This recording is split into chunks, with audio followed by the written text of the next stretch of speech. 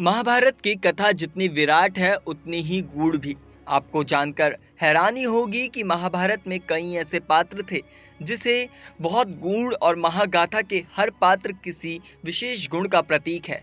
जैसे कृष्ण नीति और युक्ति के, अर्जुन वीरता के, युधिष्ठिर धर्म के। लेकिन अगर बात केवल सत्य की करें तो महाभारत का सबसे बड़ा सच बोलने वाला कोई और नहीं बल्कि भीष्म पितामह थे। उन्हें कभी झूठ बोलते नहीं पाया गया। वह न केवल वचनबद्ध थे बल्कि अपने वचन के लिए जीवन भर अकेलेपन और कष्ट को भी गले लगाया। यही नहीं, जब स्वर्ग की अप्सरा उर्वशी खुद उनके प्रेम में पागल हो गई तब भी वह अडिग रहे। भीष्म का जन्म नाम देवव्रत था। वह गंगा और शांतनु के पुत्र थे। बचपन से ही वह अद्भुत प्रतिभा के धनी थे। जब उनके पिता ने दूसरी शादी की इच्छा जाहिर की और सत्यवती के पिता ने शर्त रख दी कि उसकी संतान ही गद्दी पर बैठेगी, तब देवव्रत ने अपने पिता की खुशी के लिए आजीवन ब्रह्मचार्य का व्रत ले लिया। उनके इस त्याग को देखकर देवताओं ने उन्हें भीष्म की उपाधि दी। आपको बता दें, भीष्म का जीवन न केवल युद्ध कौशल का उदाहरण है बल्कि अडिग सिद्धांतों और सत्य पर टिके रहने का प्रतीक भी है। वह 3 पीढ़ियों तक कुरुवंश के रक्षक बने रहे लेकिन कभी अपनी मर्यादा से नहीं डिगे। आपको जानकर हैरानी होगी, भीष्म के तेजस्वी रूप और आदित्य व्यक्तित्व से हर कोई प्रभावित था।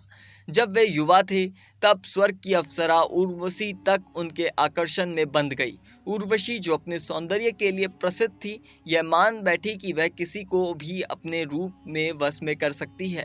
उन्होंने धरती पर आकर भीष्म को रिझाने की कोशिश की। उन्होंने नृत्य, वेशभूषा, मोहक भाषा और हथकंडा अपनाया लेकिन भीष्म अडिग रहे। आपको बता दें, उर्वशी ने उन्हें प्रेम और विवाह का प्रस्ताव दिया पर भीष्म ने साफ मना कर दिया। उन्होंने कहा कि उनका जीवन एक व्रत है जिसमें किसी स्त्री के लिए कोई स्थान नहीं। उर्वशी को समझ आ गया कि भीष्म को झुकाया जा सकता है, न तोड़ा जा सकता है। उन्होंने जाते जाते एक बात कही, उन्हें आशीर्वाद दिया, उनका नाम युगों तक अमर रहेगा, कह दिया। भीष्म के जीवन में दूसरी महिला थी अम्बा, काशी नरेश की बेटी। भीष्म ने अम्बा सहित 3 बहनों का हरण किया था ताकि उनका विवाह अपने भाइयों से कर सके, लेकिन अम्बा पहले से किसी और से प्रेम करती थी। तब भीष्म को यह ज्ञात हुआ तो उन्होंने लौटा दिया, लेकिन अम्बा का प्रेमी उन्हें अपनाने को तैयार नहीं हुआ। निराश अम्बा ने भीष्म से विवाह की मांग की। भीष्म ने फिर मना कर दिया। अपने व्रत के कारण अम्बा ने प्रतिज्ञा ली कि वह भीष्म का अंत करेंगी। अगली जन्म में शिखंडी बनकर उन्होंने कुरुक्षेत्र युद्ध में अपनी प्रतिज्ञा पूरी भी की। आपको बता दें, गद्दी त्याग कर आजीवन अकेले रहना किसी राजकुमार के लिए आसान नहीं था। युद्ध में उन्होंने अपने वचन के कारण कौरवों का साथ दिया पर सत्य कहकर बताया कि शिखंडी ही उनका अंत कर सकता है।